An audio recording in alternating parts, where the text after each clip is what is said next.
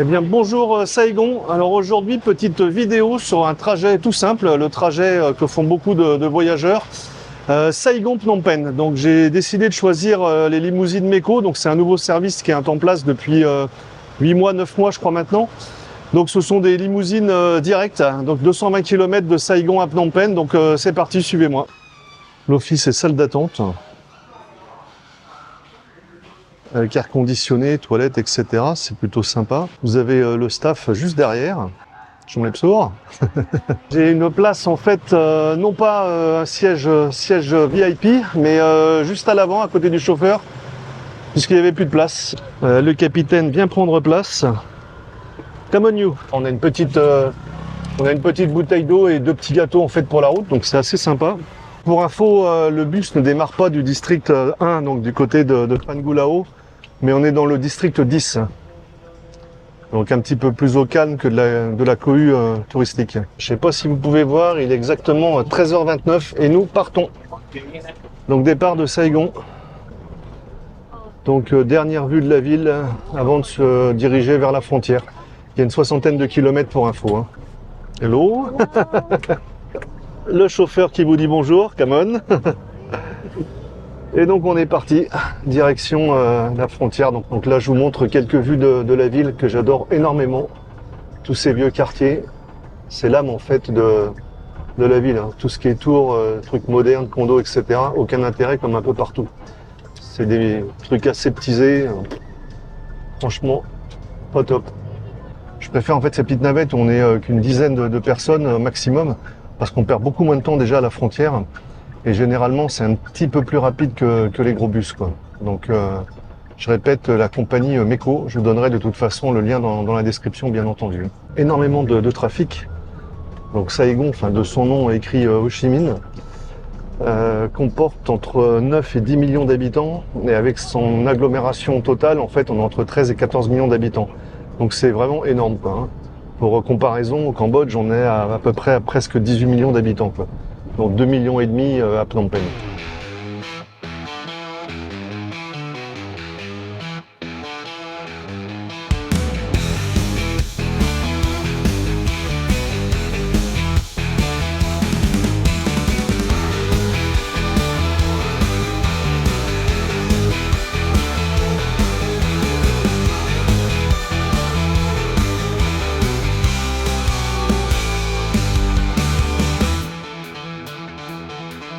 On arrive au poste frontière, il est 15h10, on a mis 1h40, ce qui est quand même pas trop mal.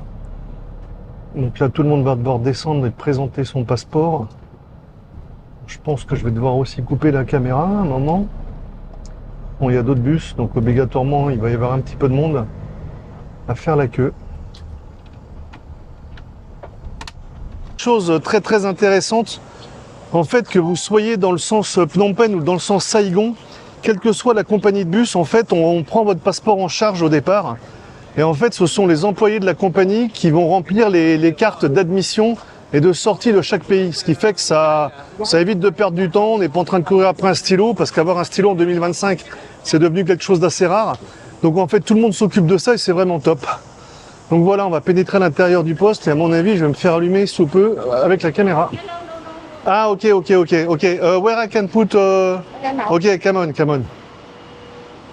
Voilà, donc je viens de me faire allumer, je vais couper ma caméra, donc à tout à l'heure de l'autre côté. Bon, ça y est, tampon côté Vietnam, c'est fait. Donc la frontière cambodgienne est à peu près à 500 mètres. Donc on va remonter dans le bus qui nous attend à une vingtaine de mètres d'ici.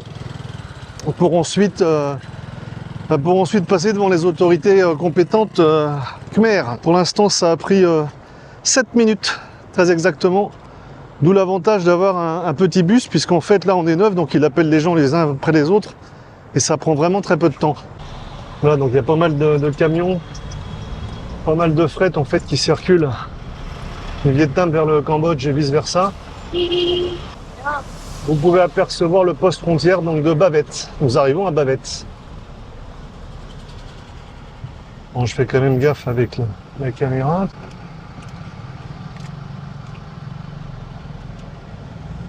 Ok, j'ai remonté un petit peu tout ça. Voilà, on arrive au border check. Donc là, par contre, on va devoir aller chacun à notre tour déposer les passeports. Voilà, donc c'est parti, on descend. Ok, xong đi. Au Kunbang, À cùng. Solona, Tini, hein? À đấy, chăm Ah, đi Tini, nha. ok, bah. Bon, c'est parti, j'éteins la caméra à nouveau. Les passeports vont être collectés par un gars, en fait, donc ça a été assez rapide, juste déposer le passeport, il n'y a plus qu'à attendre le coup de tampon.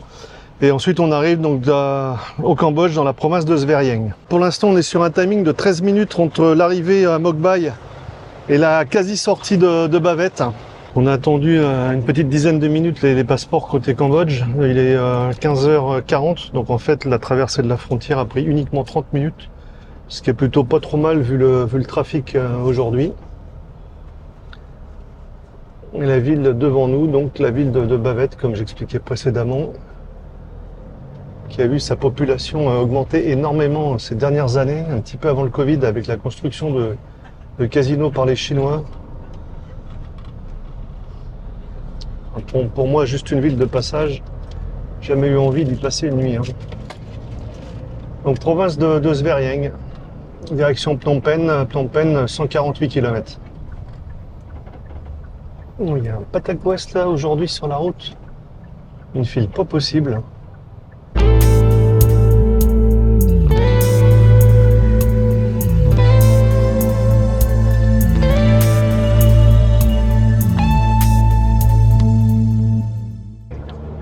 Un coup à gauche, un coup sur la droite. Bon, ça rigole pas, au moins on avance. On va pas mettre 6 heures pour rentrer dans la capitale.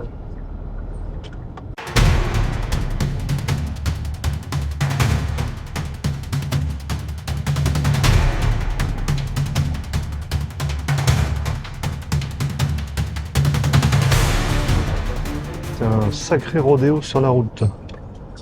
Énormément de camions dans les deux sens. Ça va, on a un bon chauffeur.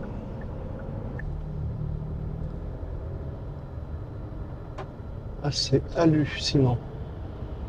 Hallucinant, une déferlante de motos. Je sais pas si vous pouvez apercevoir sur la gauche. Donc là, on est dans les environs de Svay Rieng.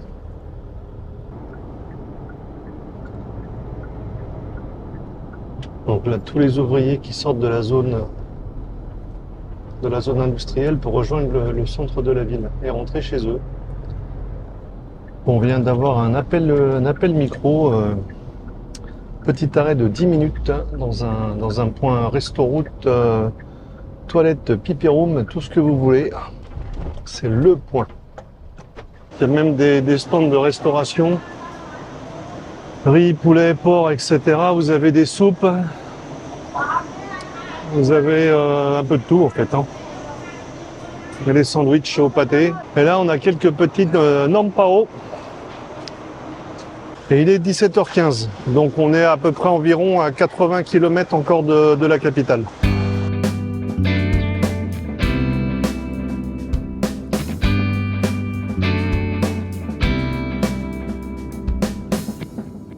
On arrive dans la petite ville de Nek Luong.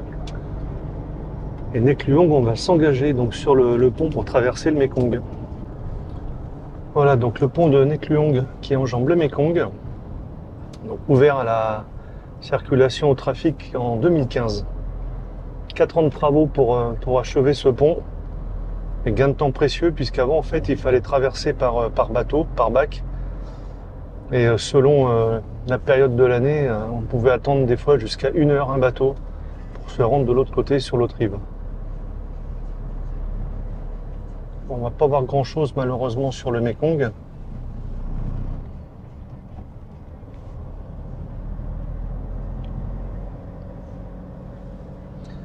Et on est à une 50aine de kilomètres de Phnom Penh. Donc, beaucoup de gens s'arrêtent sur le pont souvent pour prendre des photos, observer le paysage, ce qui est vraiment un joli point de vue. Bon, ben, on devrait en attendant avoir un coucher de soleil plutôt sympa sur la campagne du Cambodge. À l'approche de Phnom Penh, je dois dire que le chauffeur appuie encore un peu plus sur le champignon. là, on est vraiment plus très loin. On vient de passer Kings Bay. En fait, c'est un slalom géant. Bon, c'est vrai que ça a pas mal bombé depuis qu'on est parti, mais franchement, le mec, il pilote bien, quoi. Je ne vais pas dire qu'il conduit, il pilote très bien. Phnom Penh, banlieue sud de 18h20. Moi je dis c'est quand même pas mal, hein. Donc on va voir si on continue ensuite sur le pont Monivong ou si on prend l'île de Koh Norea, ce qui serait plus pratique côté circulation. Allez, un petit coup sur la droite. On va continuer donc sur le pont Monivong. Ok, on vient donc de déposer une première personne à Jba Ampe. Bon bah ça va faire baisser la moyenne. Non, je me marre parce que c'est vrai que là, on a quand même bien carburé, hein. J'ai des souvenirs en moyenne 6h30, 7h, hein. C'est le côté, on va dire, average. Quand on prend un bus pour partir de Phnom Penh sur Saigon et vice-versa. Et là, on a mis 5 heures, sachant qu'on s'est arrêté 30 minutes à la frontière, plus 10 minutes tout à l'heure pour se dégourdir les jambes. C'est pas mal. On n'est pas encore rendu au dépôt, hein. Là, on est dans le sud de Phnom Penh. Donc je ferai le timing exact arrivé sur place. Non, sincèrement, je suis pas mal impressionné par la conduite. Conduite rapide, certes, mais assez prudente. Parce qu'on n'a pas tapé une seule moto, on n'a pas tapé un seul tuk-tuk. On arrive à les anticiper nickel, puisque la conduite est un petit peu quand même différente au Vietnam du Cambodge. Donc rien à dire.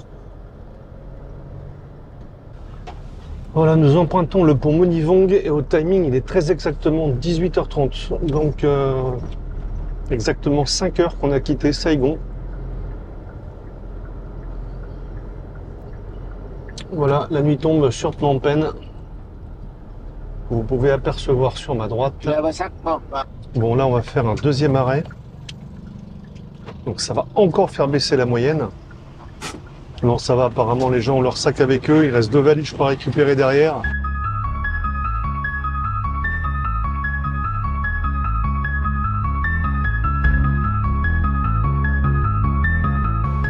Donc voilà, nous arrivons au dépôt.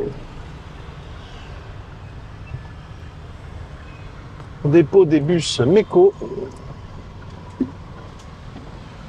Alors, si vous pouvez voir sur ma montre, il est très exactement 18h50. Pour un départ de Saigon de 13h30 arrivé donc à 18h50, sachant qu'on a eu quasiment 45 minutes d'arrêt, 30 minutes à la frontière, 10 minutes pour l'arrêt pipi, on se dégourdit les jambes, et 5 minutes pour décharger des gens à l'entrée de Phnom Penh. Donc on a mis quoi? On a mis 4h30 sur la route, hein. C'est un truc de ouf. L'office de Phnom Penh, aux mêmes couleurs que celui de Saigon, vous avez vu. Donc je vais récupérer mon sac. Voilà quelque chose d'expédié de manière de main de maître, je dirais, puisqu'en général, si vous prenez un bus, vous mettez 6h30 voire 7h. Après ça dépend du temps à la frontière aussi. Enfin, en attendant, les avantages de ce genre de mini-navette, donc en l'occurrence la compagnie Meko, vous êtes très peu, vous avez des sièges VIP. Donc les sièges VIP, c'est 26$ le trajet, sachant que la plupart des concurrents font le trajet entre 30 et 40$. Je ne citerai pas de nom, mais je me suis renseigné. Donc maintenant, vous n'avez plus aucune excuse pour dire non, j'irai pas à Saigon, j'irai pas faire un tour au Vietnam. Voilà, donc c'est vraiment à portée de tout le monde, hein. Donc j'espère que cette vidéo, en attendant, vous aura plu. Je vous dis à très bientôt sur la chaîne. Portez-vous bien. Ciao!